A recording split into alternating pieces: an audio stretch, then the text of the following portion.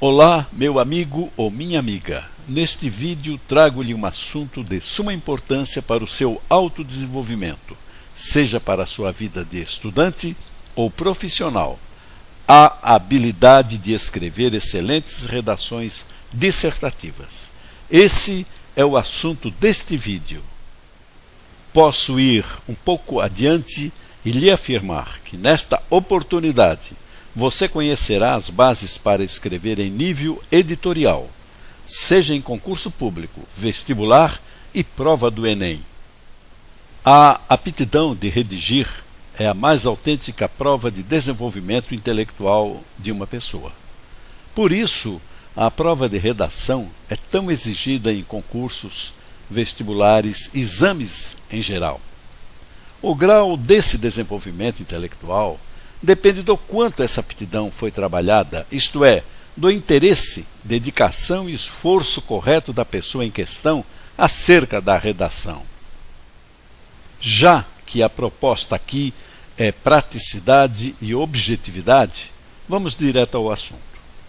Por onde se começa uma boa e atraente redação dissertativa? A resposta a essa pergunta, com base no ensino tradicional, seria a seguinte: uma boa redação dissertativa se começa pelo início da primeira linha. Errado. Errado, sim. Ou, para não ser tão incisivo, direi que esta resposta é inadequada. Se isso desse certo, não teríamos os resultados tão medíocres em inúmeras provas e certames, como vestibulares, Enem e concursos públicos, em provas de redação, evidentemente. Quando se começa errado, dificilmente se toma o caminho certo depois, a menos que apareça alguém que nos mostre o caminho certo para fazer excelentes redações. É para isso que fiz este vídeo. A autêntica redação deve se iniciar pela última sentença ou período do primeiro parágrafo. Essa que aparece destacada em vermelho aí no seu vídeo. É no final do primeiro parágrafo que se localiza a sentença pela qual se inicia uma redação profissional. O nome dessa sentença é sentença-tese, pois nela se concentra a tese de toda a redação. É por esta sentença que os melhores redatores do mundo iniciam seus textos de opinião, os quais são textos dissertativos, evidentemente. É na sentença-tese que se anuncia o que se vai dizer no decorrer da redação. A sentença-tese anuncia o que será dito no corpo da redação. Assim, consequentemente, o corpo da redação diz o que foi anunciado na sentença-tese. Seguindo esse critério de sentença-tese, não há a menor possibilidade de desvio de foco, isto é, fuga do tema. Não é à toa que os melhores redatores profissionais seguem à risca este conceito de sentença-tese. Assim, comprovei em minhas pesquisas em países como Espanha, Inglaterra, Portugal, Alemanha, Estados Unidos e, evidentemente, nos mais expressivos nomes de publicações no Brasil. Vamos ver isto na prática. Vamos ver como funciona. Para que não se pareça que eu tenha forjado um texto para apresentar a função da sentença-tese numa boa redação, veja este texto, que apresentarei nos próximos quadros, que é de autoria de um dos mais brilhantes escritores brasileiros, Frei Beto, publicado no jornal carioca O Dia. O Voo da Águia, autor Frei Beto. Entre as aves, a águia é a que vive mais, cerca de 70 anos. Mas, para atingir essa idade, aos 40 ela deve tomar uma difícil decisão: nascer de novo. Pois, aos 40, suas unhas ficam compridas e flexíveis, dificultando agarrar as presas com as quais se alimenta. O bico alongado e pontiagudo se curva. As asas, envelhecidas e pesadas, dobram-se sobre o peito, impedindo-a de empreender voos ágeis e velozes. Restam à águia duas alternativas: morrer ou passar por uma dura prova ao longo de 150 dias. Esta prova consiste em voar para o cume de uma montanha e abrigar-se no ninho cravado na pedra.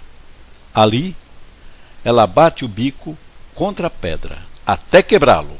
Espera então crescer o novo bico para poder arrancar as suas unhas.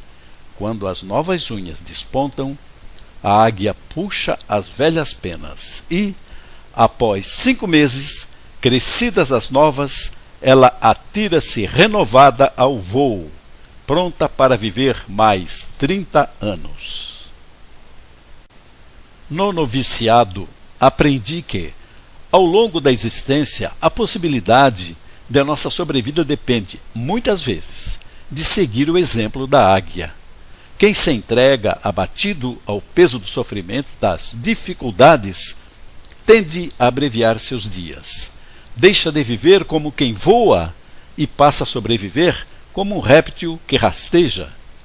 Reaprender a voar é ousar recolher-se para começar de novo. Eis a sabedoria de todas as religiões tradicionais ao exigir de seus noviços um tempo de reclusão. O mesmo ocorre em muitas nações indígenas, quando o jovem, para ser considerado adulto, é recolhido a uma cabana isolada, onde o xamã o submete a provas e o introduz em conhecimentos específicos. Mas é preciso voar até a montanha. De cima, vê-se melhor. Talvez por isso Deus, ao criar o ser humano, tenha colocado a cabeça acima do coração. Ver com as emoções é correr o risco de desfigurar os desenhos. Os contornos mostram-se muito mais nítidos quando observados com serenidade. E saber esperar.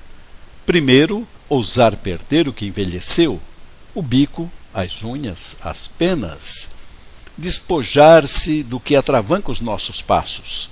Segundo, aguardar pacientemente o tempo da maturação.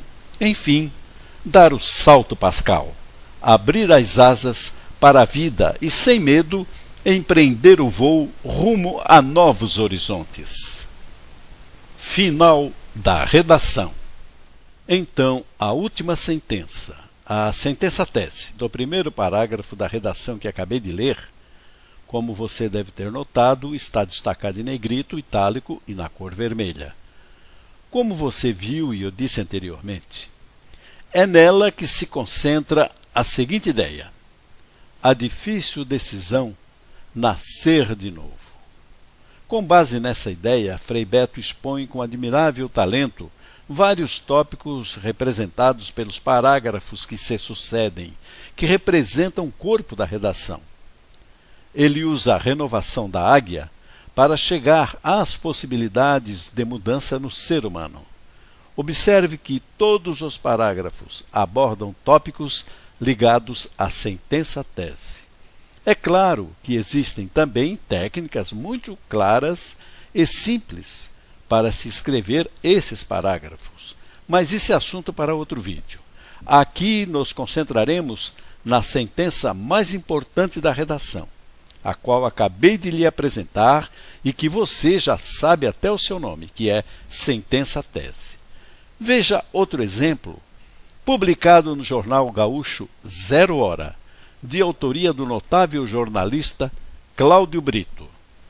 Guerra sem fim. Autor Cláudio Brito. O entrevero não termina. Os traficantes avançarão ainda mais, matando-se ou matando muita gente inocente. Em execuções, diretamente atingindo quem as facções condenaram ou por balas perdidas que arrancam da vida até mesmo crianças. É preciso responder com vigor para estancar a hemorragia, torniquete neles, para fazer parar de jorrar o sangue daqueles que ousam viver honestamente. E ficaremos na torcida para ver o bem outra vez triunfar. Está faltando Estado. Necessário investigar, processar, julgar, condenar. Por mais que se faça, ainda há muito está por ser feito. Na prevenção é que está nosso flanco mais fragilizado.